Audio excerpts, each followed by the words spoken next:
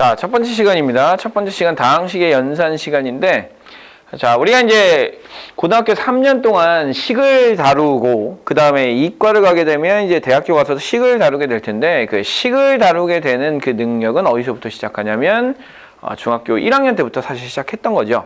그래서 이제 조금 더 발전돼서 이 다항식이라고 하는 것을 여러분들이 조금 더 잘 계산하고, 어떻게 하면 효율적으로, 어떻게 하면 아주 빠르게 계산을 할 것인가가 가장 기초가 되는 그 단원이 바로 이 다항식의 연산이라고 이제 생각을 하시면 될 것 같습니다. 그래서 기본적으로, 자, 우리가 이제 해야 될 것은 이 다항식의 연산의 첫 번째, 다항식의 정리, 다항식을 어떻게 정리할 거고, 어떤 용어들을 쓸 것이며, 어떻게 정리를 하면 조금 더 빠르게 계산을 할 수 있겠느냐. 두 번째는 다항식의 덧셈과 뺄셈, 어떻게 하면 덧셈과 뺄셈을 조금 더 빠르게 할 수 있겠느냐. 그 다음에 곱셈, 나눗셈 마찬가지죠. 어떻게 곱하고 어떻게 나눌 것이냐. 나누긴 좀 생소하잖아요. 곱하기는 중학교 2학년 때, 3학년 때 계속 곱하기에 대해서 했었는데, 자, 나누긴 좀 생소하기 때문에 그 나눗셈에 대한 이야기. 그 다음에 마지막에는 이제 그 곱하기를 조금 더 효율적으로 공식으로 외워놓고 그 공식의 틀에 맞춰서 조금 더 빠르게 계산하자가 곱셈 공식이라고 보시면 되겠네요. 그래서 자, 가장 첫 번째 우리가 하셔야 될 이야기는요. 자, 이 다항식의 용어 정리, 다항식에서 나오는 다항식의 용어 정리가 이제 필요하겠죠. 자, 다항식의 용어 정리가 필요할 텐데요. 자, 가장 기본적으로 여러분들이 이제 그 배웠던, 그 중학교 때 배웠던 여러 가지 그 이야기들을 먼저 좀 하도록 할게요. 자, 그 단원을 이제 리뷰라고 이제 얘기를 해서, 자, 중학교 과정에서 배웠던, 자, 이 용어들을 간단하게 좀 살펴보면, 자, 우리가 이제 기본적으로 뭘 얘기를 하냐면 x제곱이라고 하는, 자, 요거 하나를 이제 뭐라고 얘기합니까? 단항식이라고 얘기를 합니다. 자, 이 단항식은, 자, 우리가 이제 분석을 해봐야 되는 것은 x에 대한 몇 차식이냐면요, x에 대한 2차식입니다. 자, 여기서 이제 차라고 얘기하는 것은 뭐죠? 문자가 몇 번 곱해져 있느냐. 그래서 x에 대한이니까 x가 2번 곱해져 있는 문자로 되어 있는 하나의 항이다. 그래서 단항식과 다항식은 조금 이따 다시 한번 설명할 테니까 기본적으로 2차식이라고 얘기를 하는 것이고요. 자, 그리고 여기서도 이제 마찬가지예요. 그러면 이것도 마찬가지로 뭡니까? 똑같이 x에 대한 2차식입니다. 그래서 x에 대한 2차식으로 우리가 판단을 할 수 있다면 두 개는 같은 종류라고 보는 거죠. 그래서 이 같은 종류를 뭐라고 얘기합니까? 동류항이라고 부릅니다. 동류항. 자, 그래서 이제 우리가 이 동류항끼리 계산을 하는 것을 이제 첫 번째 우리가 다항식의 덧셈 뺄셈에서 하도록 하겠죠. 자, 그래서 기본적으로 했었던 것은 x제곱과 2x제곱인 동류항을 더하게 되면 뭐가 된다? 3x제곱이 된다라고 하는, 자, x제곱은 그대로 냅두고 앞에 붙어 있는 1과 2를 더해서 뭐를 만든다? 3을 만든다. 이렇게 이제 계산을 했었던 것을 여러분들이 기억해 주시기 바라고요. 자, 그리고 나서 이제 우리가 중학교 과정에서 배웠었던 것은 또 한 번 이제 다시 한번 얘기를 하게 되면 이런 것들을 만들려면 지수 법칙이 필요해요. 이런 걸 뭐라고 불러요? 지수라고 부르죠. 지수라고 부르기 때문에 이 지수 법칙이 좀 필요한데, 그 지수 법칙을 우리가 이제 생각할 방법은, 자, x의 세제곱하고 x의 제곱을 곱하면 뭐가 된다라는 거, x의 곱하기를 해서 하는 것이 아니라 더하기를 해서 x의 5제곱이 된다는 거, 이런 거 정도만 기억해주고 계시면 여러분들이 좀 크게 어려움을 겪지는 않을 것 같아요. 그래서 기본적으로, 자, 중학교 과정에서 했던 것은 이렇게 이제 좀 생각을 해주시고요. 자, 그리고 나서 이제 우리가 이렇게 생각하셔야 됩니다. 자, 첫 번째 우리가 이제 보셔야 될 것은 뭐냐면 단항식과 다항식이 도대체 무엇이냐. 자, 단항식과 다항식이 도대체 무엇이냐. 그래서 단항식은 말 그대로요. 자, 단항식은 말 그대로 하나의 곱하기로 하나로 연결되어 있는 것을 단항식이라고 얘기를 합니다. 즉, 이렇게 생각하시면 되겠죠. 2x제곱이라고 하는 거 곱하기로 다 연결되어 있잖아요. 그 다음에 3x제곱 yz라고 하는 거 곱하기로 다 연결되어 있잖아요. 자, 이런 거 각각 하나를 곱하기로 연결돼서 단 하나의 덩어리로 볼 수 있는 거. 자, 이런 걸 뭐라고 얘기한다? 단항식이라고 얘기해요. 근데 단항식이라고 얘기할 때도, 자, 차수가 중요하잖아요. 자, 여기서 얘는 x에 대한 2차예요. 그럼 얘는 몇 차일까요? 얘는 x에 대한 2차예요. 왜? x는 2개 있으니까. 그러면 x, y에 대한 식으로 보면 몇 차일까요? 3차겠죠. x 2개, y 하나 곱해져 있으니까. 그 다음에 x, y, z에 대한 이 차수는 몇 차일까요? 4차겠죠. 4개가 곱해져 있으니까. 자, 그런 식으로 차수를 여러분들이 좀 생각을 해주셔야 되고요. 자, 두 번째는 다항식인데요. 다항식. 자, 다항식은 뭐냐면 이런 단항식들을 뭘로 연결해 준 거? 더하기나 빼기로 연결해 준 것을 다항식이라고 얘기를 해주는 겁니다. 그래서 2x제곱 더하기 3x제곱 yz를 더해 준 것을 우리는 뭐라고 얘기하겠다? 다항식이라고 얘기하겠다. 또는 뭐 빼준 것도 다항식이 되겠죠. 자, 이런 식도 다항식이라고 얘기할 수 있겠죠. 자, 그래서 다항식을 이제 이렇게 얘기를 할 수 있고요. 자, 기본적으로 이건 몇 차 다항식이냐라고 물어봤으면 또 기준이 필요해요. 뭐가 필요하냐면 누구에 대한 다항식이냐. x에 대한 다항식이다 라고 얘기를 했으면 x에 대해서 몇 차입니까? 2차입니다. 2차. 그래서 x에 대해서 이렇게 2차라고 얘기할 수 있고 그 다음에 여기서는 만약에 y에 대해서 물어봤으면 y에 대해서는 몇 차죠? 1차죠. 그러면 모든 문자에 대해서는 몇 차죠? 4차식이죠. 그래서 얘는 모든 문자에 관해서는 4차 다항식, x에 대해서는 2차 다항식 이렇게 이제 볼 수 있는 거예요. 그래서 자, 우리가 이제 왜 이런 것들을 따지냐면 우리가 어떤 문자에 대해서 정리를 하고 그 문자에 초점을 맞춰야 되는 상황이 분명히 벌어지거든요. 누가 변하는지, 누구는 그대로 있는지 뭐 그런 것들을 이제 우리가 생각을 해야 되다 보니까 우리가 이제 기본적으로 자, 누구에 대한 다항식이냐 그런 것들 굉장히 중요할 수 있습니다. 자, 두 번째는요. 두 번째, 이 다항식과 다항식에 대한 용어 정리를 했고, 자, 두 번째는 뭐냐면 그 식을 어떻게 정리를 하느냐. 그래서 누구에 대해서 정리를 한다. 자, 누구에 대해서 정리를 한다라는 말의 의미를 여러분들이 파악을 하셔야 되는데요. 자, 이 방금 전에 했던 이 식을 한번 볼까요? 자, 2x제곱 뭐 플러스 3x제곱 y 그 다음에 플러스 뭐 4y 제곱 이렇게 씁시다. 이렇게. 자, 요 식이 있다고 칩시다. 요 식이. 자, 요 식이 있는데요. 자, 요 식을 정리하는 방법은 여러 가지 방법이 있지만 자, 기본적으로 x에 대해서 정리할 수 있고요. y에 대해서도 정리를 할 수 있어요. 자, x에 대해서 정리를 해라. 그러면 정리하는 방법은 일반적으로 몇 가지를 얘기하냐면 두 가지를 얘기합니다. 무슨 차순과 무슨 차순을 얘기하냐면 오름 차순과 그 다음에 내림 차순을 얘기를 해요.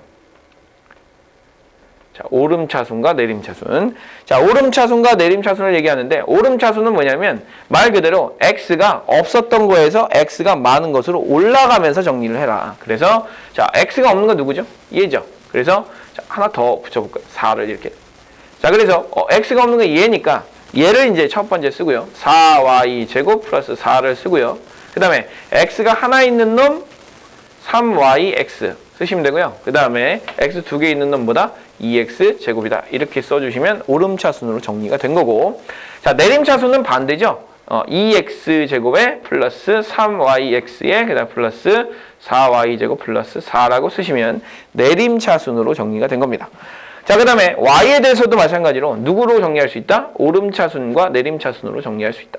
그래서 오름차순으로 정리하여라, 내림차순으로 정리하여라 라고 얘기를 했다면, 자, 오름차순은 마찬가지로 y가 많은 것부터가 아니라 작은 것부터, y가 없는 것부터 정리를 하셔야 되거든요. 그래서 요 놈하고 요 놈은 y가 없잖아요. 그래서 2x제곱에 플러스 4, 그 다음에 y가 하나 있는 거 3xy겠죠. 그 다음에 플러스 4y제곱이라고 이렇게 쓰시면 되겠죠.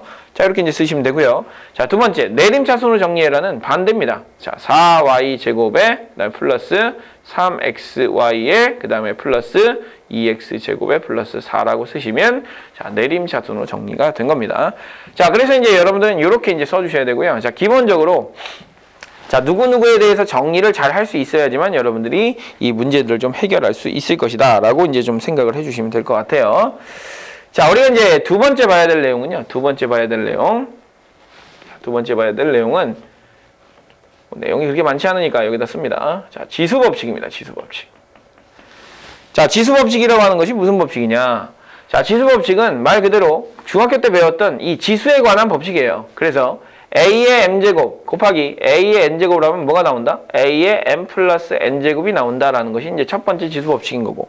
자, 두 번째는 a의 m제곱의 나누기가 이제 사실 문제가 되지 않습니까? 자, 그래서 세 개로 나눴죠.